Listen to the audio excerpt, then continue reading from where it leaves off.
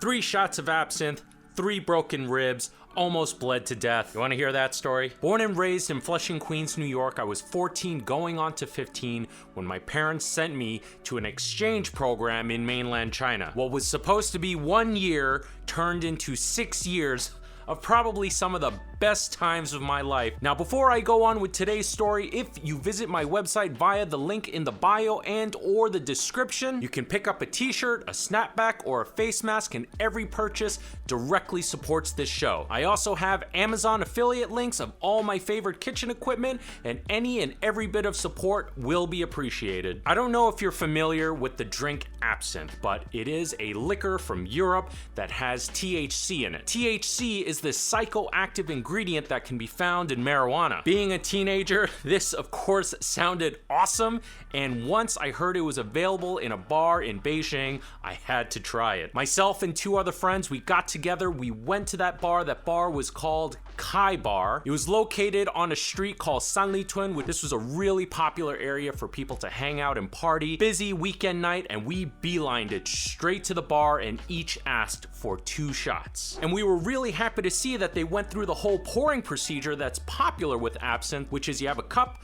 a mesh, and then you put a sugar cube, you pour the absinthe over the sugar cube, light it on fire, and then I think you put it into the absinthe or you blow it out first. I don't remember exactly. That wasn't really the focus of having the absinthe, to experience this pouring procedure anyway. One after the other, took our shots, and we just kind of stood there like, well, what now? For the heck of it, we decided to follow that with a 3rd shot and then chase that with a beer.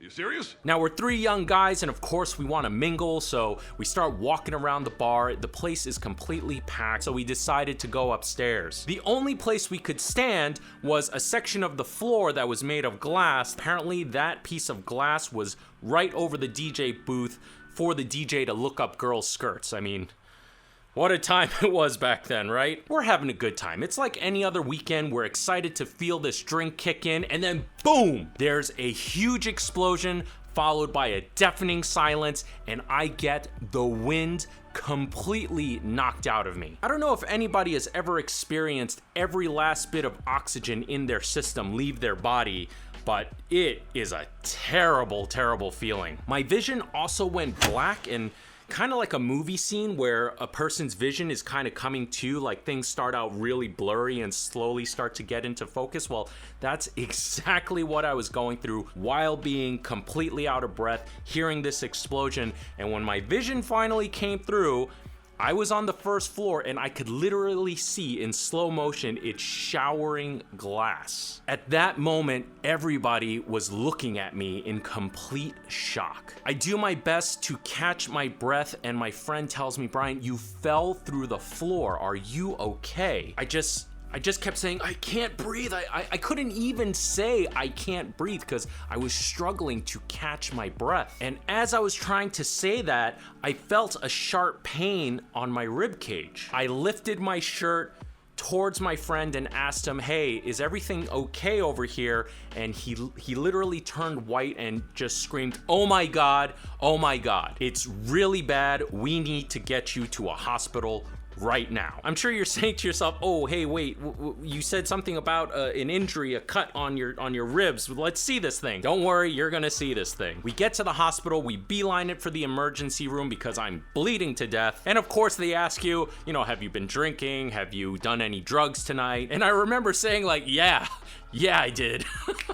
They put some anesthetic to numb me because the doctor says while he's putting on a latex glove and letting it snap, he says, "I need to stick my finger inside your wound." Nope. I feel him jiggling around in my rib cage. Nope. And then he stops and he goes, "I'm not sure if that's bone or if that's broken glass. Nope. We're gonna have to operate." They roll me into the operating room, and then they put the sleeping gas over my face, and they said, "You're gonna fall asleep in 10, 9, and by 8 or 7, I was completely knocked out and in La La Land, where I remember this vivid dream so fucking well. I was teaching John Lennon how to use Fruity Loops, and we made this epic, you know, Sgt. Pepper's Beatlesque type of music. And just as he was about to fucking congratulate me, I wake up and I'm freezing fucking cold. I see all these hospital lights over my head shining into my eyes. I get into the recovery room and I see all my friends in there. As they lay me onto my recovery bed, I can see all my friends. Then one of the girls started to cry, bless her heart, and I remember that took me out of the moment a little and I wanted to cheer her up. So I said, yo, Absinthe is crazy. I cannot believe this trip. Everyone looks at me in utter disbelief and silence, and we have a chuckle. The doctor came in and he basically explained what had happened. The glass floor gave out. I fell through, and as I fell through, so if this is the ledge of where the glass was that caved in, and I was standing here, I fell through and my rib cage scraped up against the side, broke 3 ribs, and lodged several pieces of glass into my rib cage. He actually gave me a jar with the glass, little memento for me to keep for the rest of my life, maybe pass it on to my daughter one day. So, do I have the scars to prove it? Hell yeah, I've got the scars to prove it. I'm gonna show it to you. It's not for the faint of heart. It is pretty fucking gnarly.